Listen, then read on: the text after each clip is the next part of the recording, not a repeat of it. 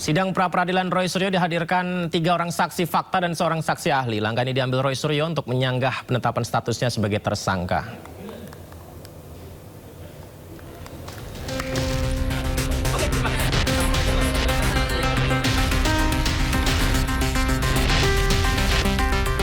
Sidang pra-peradilan kedua Roy Suryo memasuki agenda pembuktian Selasa siang.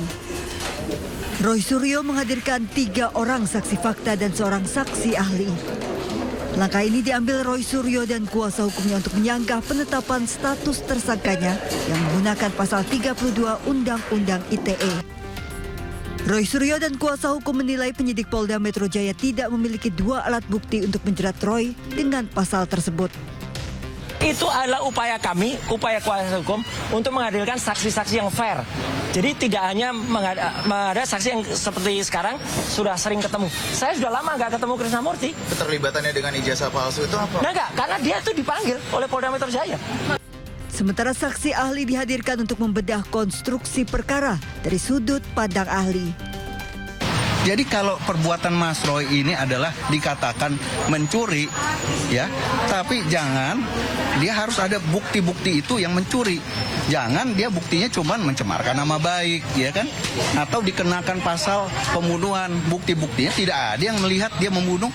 Tidak ada bukti-bukti, misalnya pisau, parang dan sebagainya, itu yang saya jelaskan.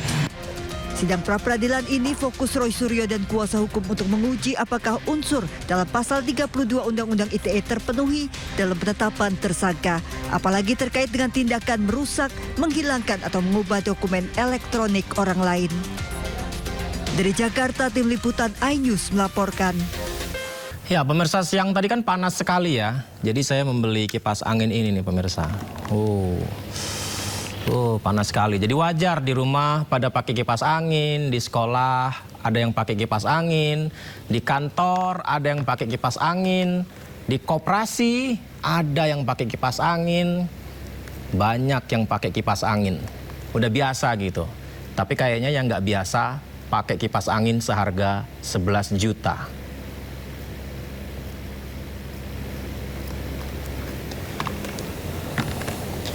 Ya, pemirsa, sedang ramai dikomentari netizen terkait adanya kabar pengadaan 1,8 juta unit kipas angin dengan anggaran mencapai 1,8 triliun rupiah. Polemik dugaan pengadaan 1,8 juta unit kipas angin untuk Koperasi Desa Merah Putih dengan nilai 1,8 triliun rupiah memantik perhatian dalam rapat kerja Komisi 6 DPR RI bersama Kementerian Koperasi. Dalam penjelasannya, Menteri Koperasi Ferry Juliantono menyebut kipas yang disebut bukan kipas rumah tangga, melainkan kipas Imatsu dengan harga 11 jutaan rupiah. Jawaban ini menjawab pertanyaan anggota Komisi 6 DPR Mufti Anam terkait kipas angin seperti apa yang harganya sangat mahal karena laporan ini membuat heboh masyarakat. Ini rakyat sedang dihebohkan dengan isu adanya pengadaan kipas angin 1,8 juta, Mbak. Yang nilainya 1,8 triliun, Mbak. Lalu kemudian dari isu ini kami coba mencari informasi, tapi kami tidak dapat satu informasi pun dari pemerintah adanya pengadaan ini. Kami juga mencari informasi ke pihak-pihak terkait juga tidak berani jawab. Maka pada kesempatan ini kami ingin tanya kepada Pak Menteri, isu soal pengadaan 1,8 juta kipas angin dengan anggaran 1,8 triliun itu betul tidak, Pak?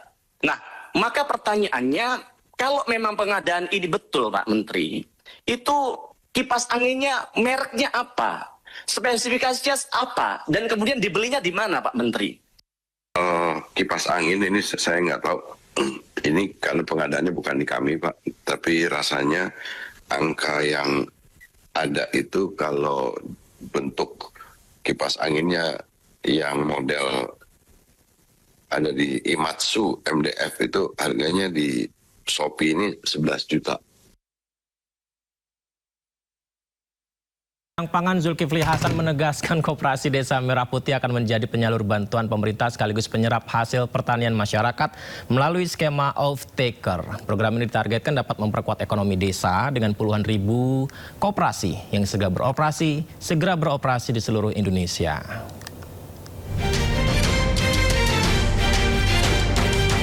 Menteri Koordinator Bidang Pangan Zulkifli Hasan memastikan peran Koperasi Desa Merah Putih sebagai pusat penyaluran berbagai program bantuan pemerintah sekaligus penyerap hasil pertanian masyarakat desa.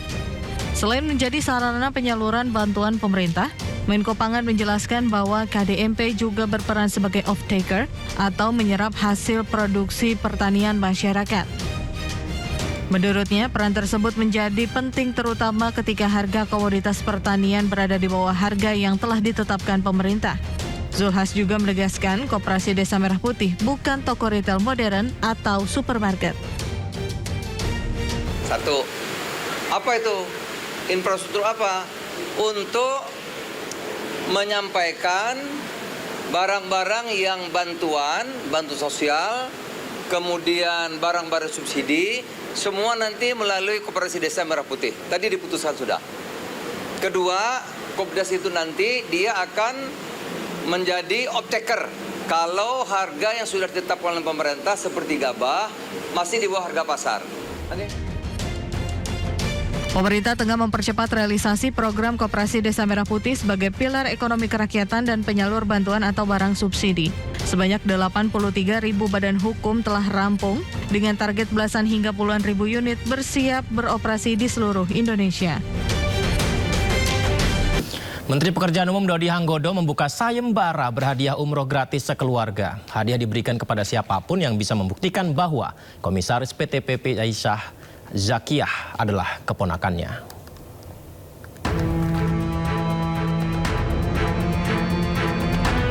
Menteri Pekerjaan Umum Dodi Hanggodo menantang siapapun yang bisa membuktikan isu nepotisme yang kini ramai dituduhkan kepadanya. Dodi membuka sayembara berhadiah umroh gratis jika mampu membuktikan bahwa Komisaris PT PP Aisyah Zakiyah adalah keponakannya. Dodi menegaskan tidak mempunyai hubungan keluarga dengan Aisyah. Bagaimana Pak? Pada apa mutasi? Iya Pak, ini benar Pak, ini karena terkait dengan apa bocornya surat Bapak. Nggak ada. Kalau mutasi itu benar Pak? Mutasi kan biasa aja. Pegawai gue 38.600 bisa nggak boleh mutasi ya. Tapi berarti bukan karena isu yang surat bocor? Nggak ada Pak, yang komisaris jadi ponakan apa Pak? Komisaris jadi ponakan Bapak. Bukan sayembara, kalau lu bisa buktikan gue kasih lu umroh. Satu keluarga lu semua. Itu bukan ponakan apa Pak? Bukan sayembara tuh, gue kasih waktu sebulan. Berarti bukan ponakan Pak? Ya, lu pikir sendiri dah. Menteri PU Dodi Hanggodo belakangan menjadi sorotan publik. Selain rumor keponakan dan mutasi di kementerian, beredar pula soal gambar surat dinas ke Amerika Serikat yang mencantumkan nama istri dan anaknya. Dodi mengaku batal mengunjungi Amerika Serikat dan lebih memilih meninjau jembatan Enang-Enang di Bener Meriah, Aceh. Pihak Kementerian PU pun memastikan surat yang beredar di publik sebagai syarat kelengkapan visa.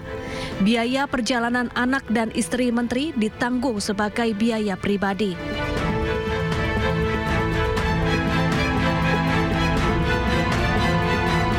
Saat ini Kemenpu masih mencari pihak yang membocorkan berkas perjalanan dinas yang beredar di media sosial.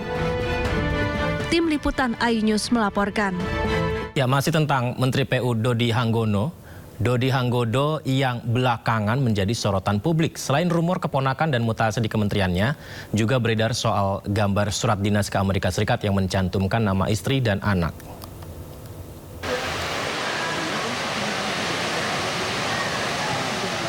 Setelah ramai jadi perbincangan, Menteri Pekerjaan Umum Dodi Hanggodo buka suara. Dodi pastikan dirinya batal mengunjungi New York, Amerika Serikat. Dodi juga menyebut dirinya lebih memilih meninjau jembatan Enang-Enang di Bener Meriah. Ya lebih penting ke sini gua. Lebih penting ke Enang-Enang. Iya. Kalau ke Amerika batal, karena saya lebih pentingkan ke Enang-Enang dari kemudian ke Agam. Itu saya udah balik ke Amerika. Sebelumnya, gambar surat dinas Kemenpu ke Amerika Serikat yang mencantumkan nama istri dan anak menteri menjadi perhatian publik. Publik menilai keikutsertaan istri dan anak menteri dalam kunjungan dinas menggunakan APBN. Namun, Kementerian PU memastikan surat yang beredar di publik sebagai syarat kelengkapan visa. Selain itu, biaya perjalanan anak dan istri menteri ditanggung sebagai biaya pribadi.